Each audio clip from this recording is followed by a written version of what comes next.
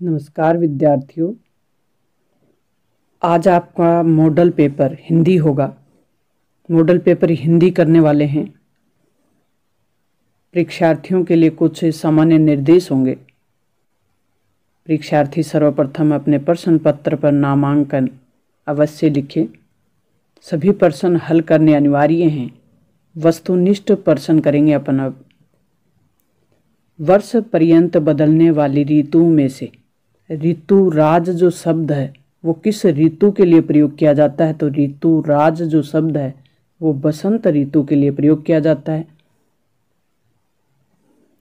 चिड़िया जब घोंसला बनाती है तब वह अपनी चोंच में किस चीज को दबाकर ले जाती हुई दिखाई देती है? तो चिड़िया घोंसले बनाने के लिए तिनका अपनी चोंच में दबाकर ले जाती है। पुडुकोट्टई जो कि तमिलनाडु में है, महिलाओं के लिए कौन सा कार्य सामाजिक आंदोलन बन गया था? तो ये साइकिल चलाना। मोहन चूड़ियाँ बेचने का कार्य करता था। मोहन का पेशा यानी जो व्यवसाय है वो क्या कहलाएगा? तो मोहन का जो काम था चूड़ियाँ बेचने का, तो चूड़ी बेचने वाला मनियार कहलाता है। मनियारी का कार्य होगा। हिंदी सिनेमा में आलम आरा फिल्म एक महत्वपूर्ण स्थान रखती है। क्यों रखती है? क्योंकि ये पहली बोलती फिल्म थी। कृष्ण की चोटी बढ़ाने हेतु मैया क्या खिलाती है? तो कृष्ण की चोटी बढ़ाने के लिए मैया दूध पिलाती है। योगेश ने गाय की रक्षा हेतु अपने प्राणों की बाजी लगा दी। प्राणों की बाजी लगा देना। रेखांकित मुहावरे का अर्थ बताना है। तो प्राणों की बाजी लगाना मुहावरे का अर्थ है साहसपूर्ण कार्य करना या साहसिक कार्य करना। राम ने टोपी पहनी है। इस टोपी जो रेखांकित शब्द है इसको बहुवचन में करना है। तो बहुवचन में करेंगे तो टोपियां हो जाएगा। नेक्स्ट अपना प्रश्न है कि हरे भरे पात डालियां कलियां कोमल गात। ध्वनि कविता ध्वनि पाठ से है। हरे भरे ये पात शब्द है किसके लिए तात्पर्य है, किसको बता रहे हैं? तो बसंत ऋतु में पेड़ पौधों में नई नई डालियां आती हैं। कलियां हरे हरे पत्ते वहाँ से वृक्षों की कोमलता और सुंदरता बढ़ाती हैं। यहाँ हरे हरे पात से तात्पर्य है कि वृक्षों पे छाई हरियाली अर्थात हरे हरे पत्तों से है। जिस प्रकार फिल्म में कार जोड़ने से प्रत्यय शब्द के बाद में जुड़ता है और उपसर्ग होता है वो शब्द से पहले जुड़ता है और शब्द का अर्थ बदल देता है। तो फिल्म में कार जोड़ने से फिल्म कार बन जाता है। तो इसी प्रकार कार जोड़कर प्रत्यय लगाकर यानी कार प्रत्यय लगाकर नए शब्द बनाने हैं। जैसे नाटक में कार लगा देंगे तो नाटककार, कला में कार लगा देंगे तो बन जाएगा कलाकार। दिए गए व्यक्तिवाचक संज्ञा शब्दों का वाक्य में प्रयोग करना है। जैसे जयपुर और गोविंद। तो जयपुर को करेंगे जयपुर राजस्थान की राजधानी जयपुर है। गोविंद कक्षा में प्रथम आया है। साइकिल चलाने के कोई दो लाभ लिखने हैं। एक तो समय की बचत होती है, एक आर्थिक लाभ भी होता है। दिन प्रति होनी होती गोरस की। गोरस शब्द का क्या अर्थ है? तो गोरस गाय से जो रस प्राप्त होता है। गोरस से है कि जैसे गाय से दूध दही मक्खन आदि से है। गोरस की हानि इसलिए होती है कि कृष्ण को जितना अच्छा लगता है उतना खाते हैं, बाकी को फैला देते हैं, नहीं बिखेर देते हैं। तो उस संदर्भ में बात कही गई है। नेक्स्ट अपना प्रश्न है कि गवैया की टोपी बनवानी थी, इसलिए वह किस किस के पास गई थी? तो टोपी बनवाने के लिए गवैया पहले धनिया के पास गई, उसके बाद कोरी के पास गई, अंत में टोपी सिलवाने के लिए दर्जी के पास गई। लघुत्तरात्मक प्रश्नों में अपने सड़क पे चलते हुए यातायात संकेतों के चिन्ह बनाकर उनके अर्थ लिखने। कोई 4 ऐसे लिखने आपको। तो ये चिन्ह बनाया जिसमें 2 बच्चे हैं जिनके कंधे पे बैग है। तो ये विद्यालय जाते हुए दिखाया गया है। पैदल यात्रा, 2 नंबर में पैदल यात्रा दिखाई गई है कि यहाँ प्रतिबंधित है। 3 नंबर में गति अवरोधक दिखाया गया है। चौथे में इस गति की सीमा दिखाई गई 50 किलोमीटर प्रति आवर। नेक्स्ट प्रश्न अपना है कि दीवानों की हस्ती पाठ के आधार पर बताइए कि हमें संसार को क्या देना तथा क्या लेना है। तो दीवानों की हस्ती पाठ, दीवाने संसार के सभी व्यक्तियों से प्रेम करते हैं और सभी को खुशियां बांटते हैं, मस्त मौला जीवन जीकर चारों ओर प्रेम का संदेश देते हैं। साथ ही लोगों को एक सीख भी देते हैं कि हमें सबके साथ प्रेम पूर्ण व्यवहार करना चाहिए। ये भी सिखाते हैं कि सबके साथ प्रेम पूर्ण व्यवहार करना चाहिए। वह संसार के लोगों का दुख लेकर उन्हें खुशी देते हैं। सफलता संसार को देते हैं और असफलता का दोष समय ले लेते हैं। इस प्रकार हम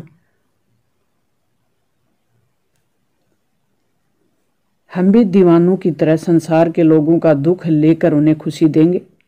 निम्नलिखित शब्दों के पर्यायवाची शब्दों का प्रयोग करते एक वाक्य बनाना है। जैसे बादल, पर्यायवाची शब्द हैं बादल, कमल, आँख और पेड़। इनके वाक्य में प्रयोग करने इनके पर्यायवाची शब्दों से। जैसे बादल का प्रयोग है, बादल का पर्यायवाची है मेघ, तो इससे वाक्य बनाएंगे आकाश में काले मेघ छा गए। कमल को कहते हैं पंकज, यानी कमल का पर्यायवाची शब्द है पंकज, तो सरोवर में पंकज खिल गए।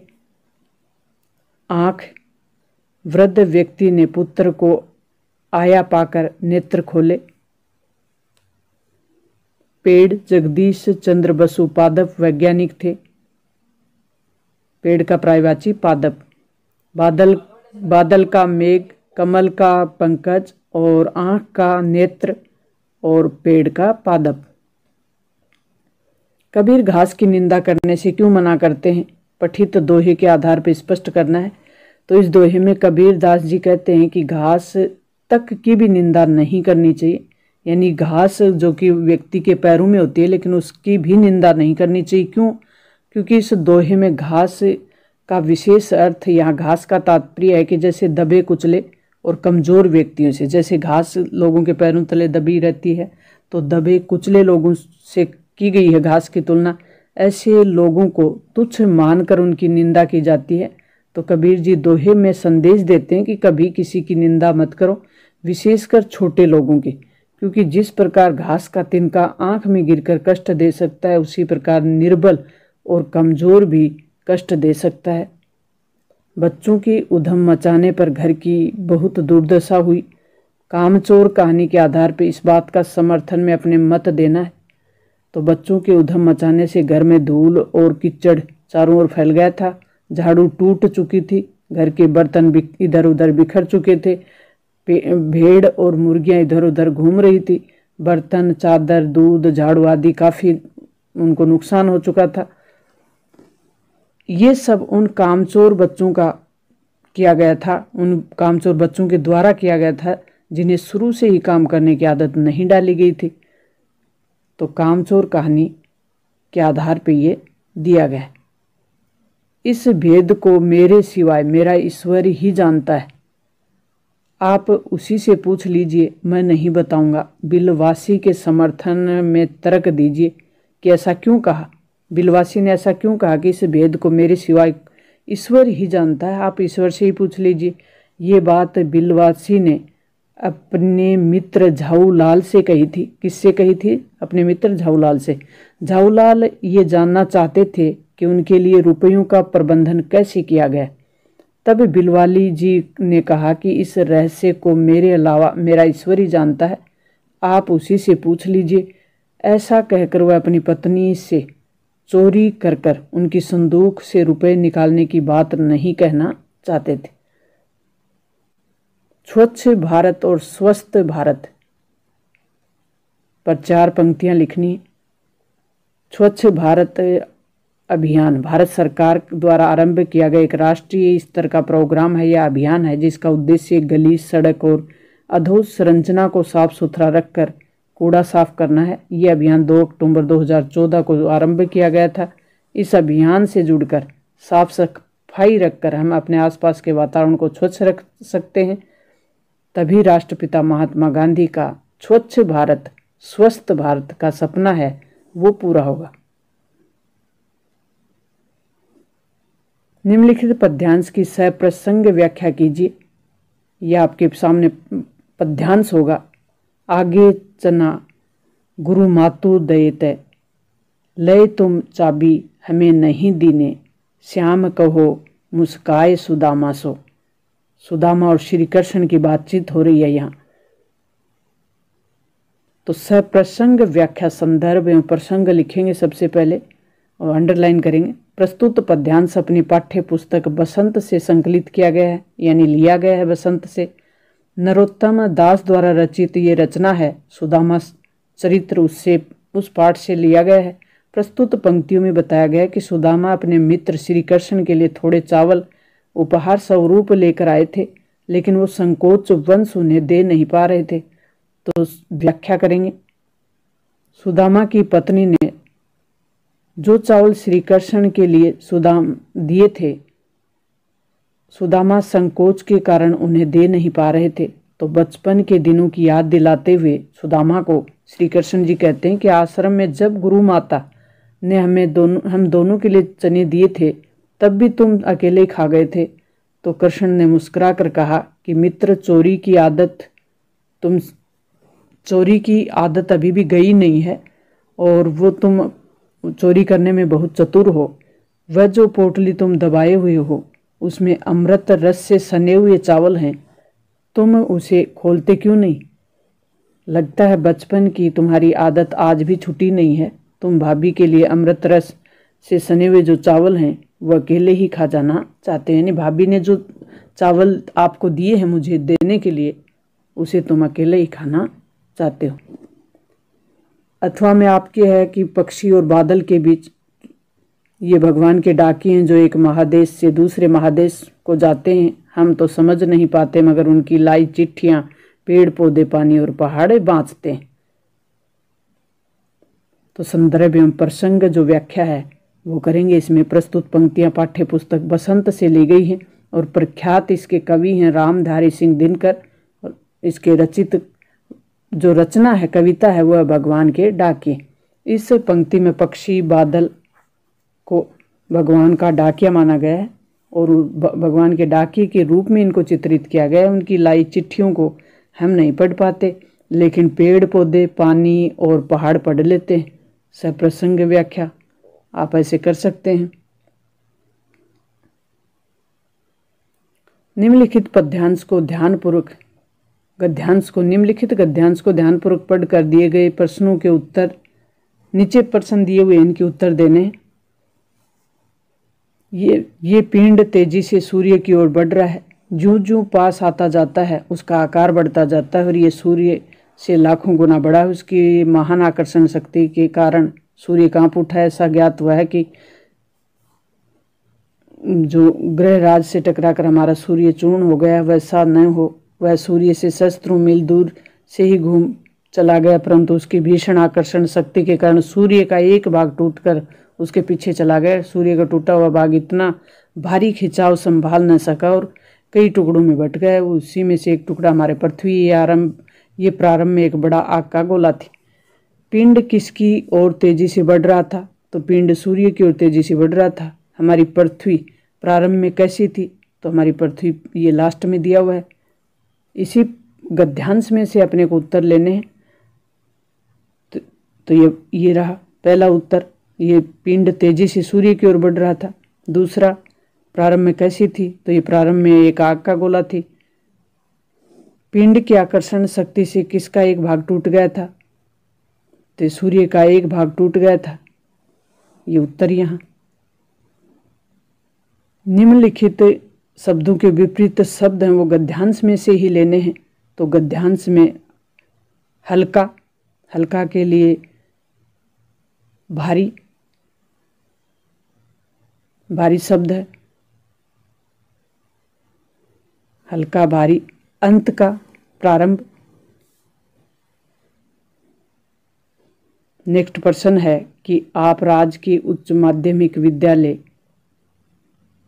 राजकीय बालिका उच्च प्राथमिक विद्यालय सज्जनपुर की छात्रा सोनिया कुमारी हैं। आपके पिताजी का स्थानांतरण जोधपुर हुआ है।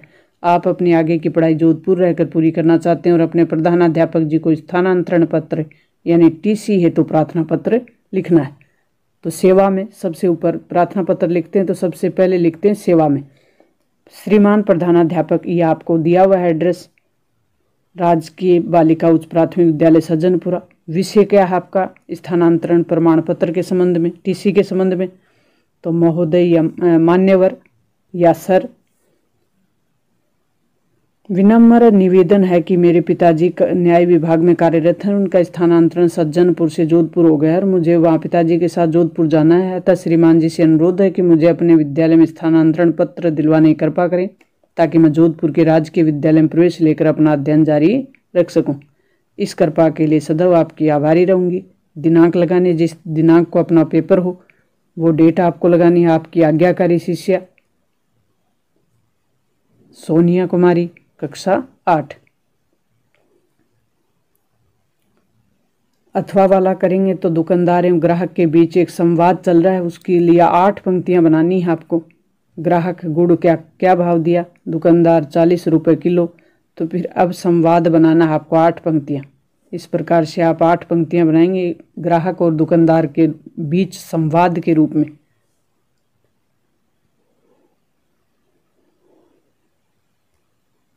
नेक्स्ट अपना है कि एक विषय पे निबंध लिखना है, या आप बालिका शिक्षा पे लिख सकते हैं, सिर्फ एक पे लिखना है।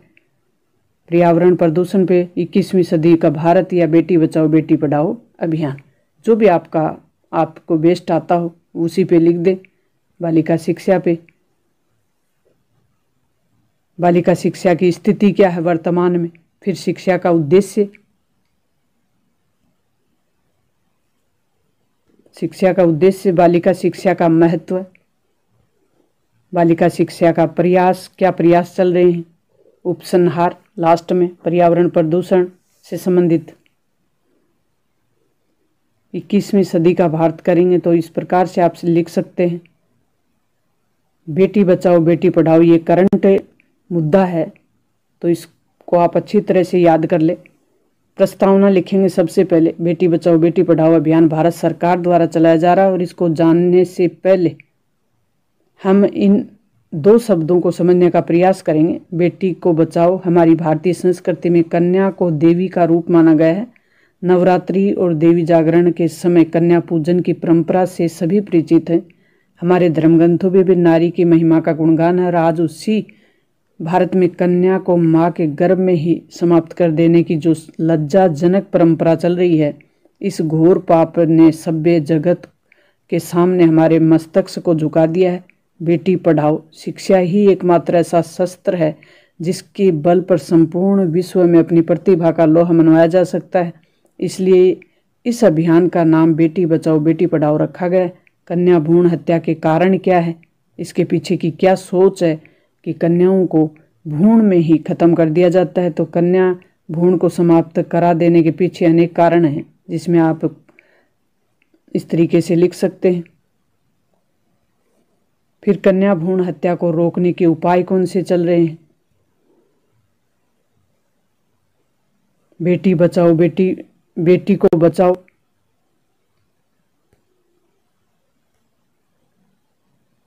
बेटी देश की संपत्ति है, उनको बचाना सभी भारतीयों का कर्तव्य है। वे बेटों से कम महत्वपूर्ण नहीं है। परिवार तथा देश के उत्थान में उनका योगदान बेटों से अधिक है। इसके लिए उनकी सुरक्षा के साथ ही उनको सुरक्षित बनाना, सुशिक्षित बनाना, सुरक्षित के साथ साथ सुरक्षा के साथ साथ सुशिक्षित भी बनाना है। हमारे प्रधानमंत्री ने यह सोचकर ही बेटी बचाओ बेटी पढ़ाओ का अभियान दिया है। तो ये अपनी अति महत्वपूर्ण मॉडल पेपर आपका हिंदी कंप्लीट हुआ। मिलते हैं नेक्स्ट और महत्वपूर्ण मॉडल पेपर के साथ। तब तक थैंक्स।